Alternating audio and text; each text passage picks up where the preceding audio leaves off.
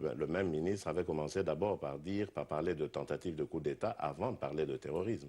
Donc il s'est brouillé dans son propre langage. D'accord. Et comment vous vivez cela? Vous considérez simplement que c'est une manipulation, qu'il n'y a pas eu de tentative de coup d'État? Non, à mon avis, c'est une manipulation qui justifierait, comme je vous l'ai dit, une reprise en main musclée. Parce que l'opposition prévoit une sortie historique, qui s'annonce déjà historique, le 24 avril. Elle a été annoncée par la bouche même de M. Étienne Tshisekedi. Et je crois que ça fait déjà peur au pouvoir. Et donc, il faudrait trouver des justifications pour annuler ça, pour que ce rassemblement n'ait pas lieu. Parce qu'ils sont, comme tout le monde, comme tous les dictateurs, un petit peu traumatisés, un petit peu attentifs à ce qui se passe en Afrique du Nord. Au Maghreb et en Égypte. D'accord, donc vous pensez que ce vent-là, il peut souffler jusqu'en RDC? Non seulement je le pense, mais je le crois. Et vous pensez que ça peut ébranler le pouvoir du président Kabila? Forcément, parce que c'est les Congolais qui en ont assez de ce pouvoir.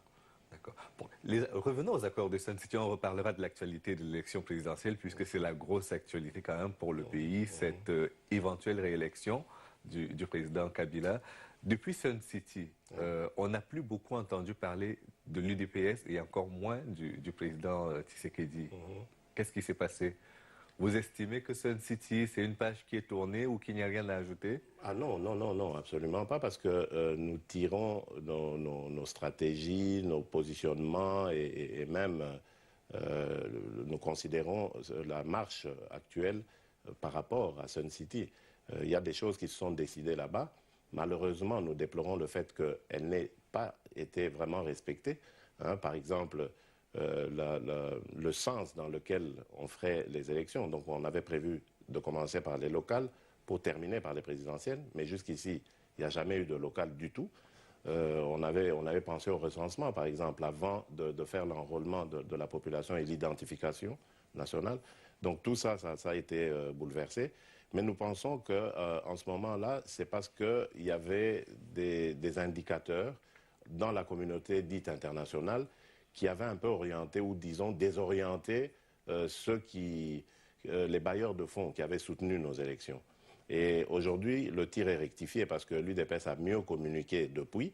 Pas seulement ça, mais entre-temps, le pouvoir actuel au Congo a démontré aussi ses insuffisances, ses incapacités.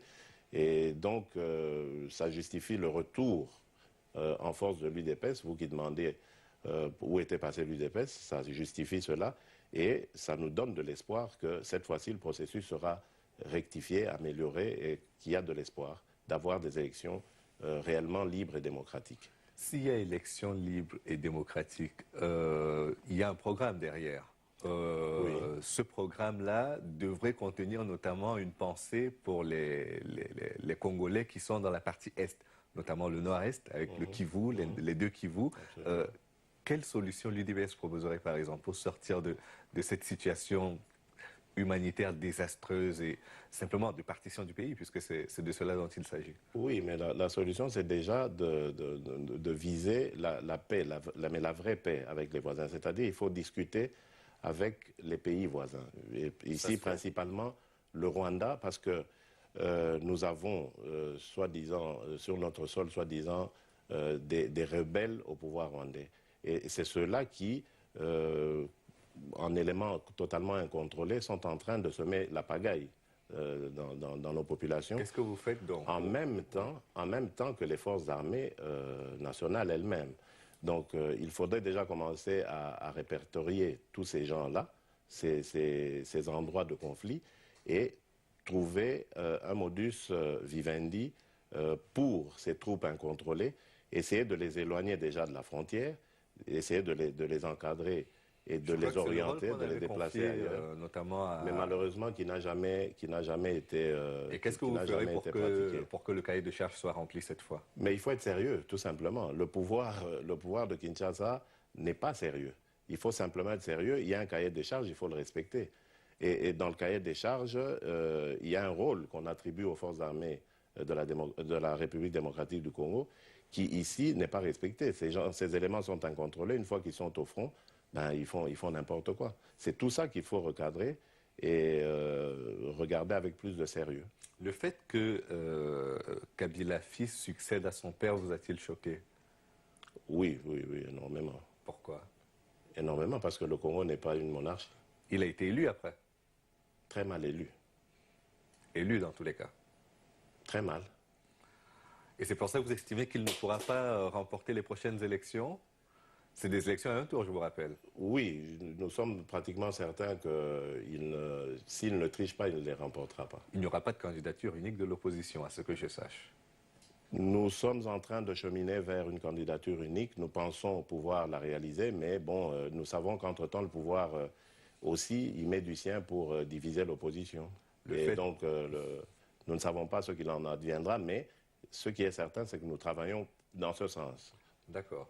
Et une fois, vous aviez dit que vous étiez la personne qui maîtrisait le mieux la philosophie du parti après votre père. Non, la philosophie d'Étienne Tshisekedi, parce que c'est d'abord mon père et que j'ai évolué à ses côtés pendant longtemps, et c'est mon leader en tant que membre de l'UDPS. Oui. Cela sous-entendait quoi concrètement? Parce qu'il y a eu des interprétations dans tous les multiples, sens, effectivement. Oui. Non, c'était un règlement de compte interne. Et aujourd'hui, il est dépassé parce que je vous ai dit, le président a amnistié tout le monde. En fait, je m'adressais à ce moment-là à une tendance, comme vous l'avez appelé, qui pensait pouvoir succéder à Étienne Tshisekedi parce qu'elle s'arrogeait le droit de le faire. Et je voulais simplement leur dire qu'Étienne Tshisekedi n'est pas mort et que de toutes les manières, il a une succession digne de ce nom, qui peut prendre la relève.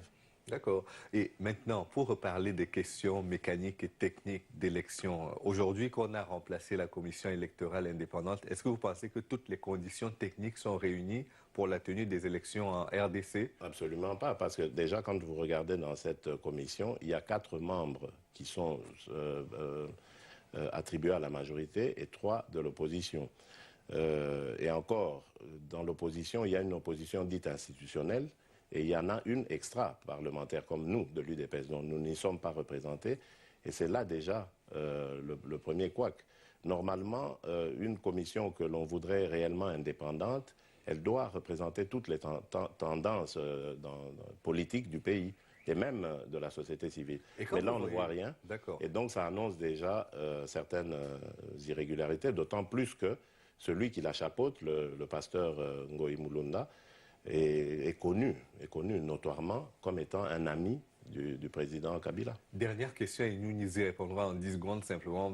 Désolé d'être aussi court, mais en Côte d'Ivoire, on a vu une élection plutôt bien organisée qui s'est terminée du fait de la partition du pays très mal, par une crise post-électorale qui continue de durer. La RDC n'est pas très loin de là.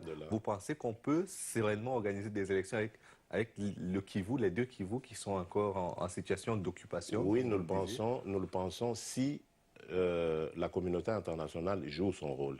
Exactement le même rôle qu'elle a joué en 2006. Mais un peu corrigé cette fois-là, parce qu'en 2006, elle était venue pour un candidat. Cette fois-ci, si elle vient... Pour quel candidat? Pour Kabila? Celui qu'on a fait passer, évidemment. Et si cette fois-ci, elle vient pour tous les candidats, pour les Congolais en général, eh bien, je crois qu'on réussira notre pari. Merci beaucoup, M. Félix Tshisekedi. Je rappelle que vous êtes le secrétaire national aux relations extérieures aux partis amis de l'UDPS, qui est l'Union pour la démocratie et le progrès social en RDC. Merci encore une fois. C'est moi qui vous remercie, M. Kemaï. Et merci à vous également d'avoir suivi cette émission jusqu'à son terme. Rendez-vous demain pour une autre édition de l'entretien du jour. À bientôt.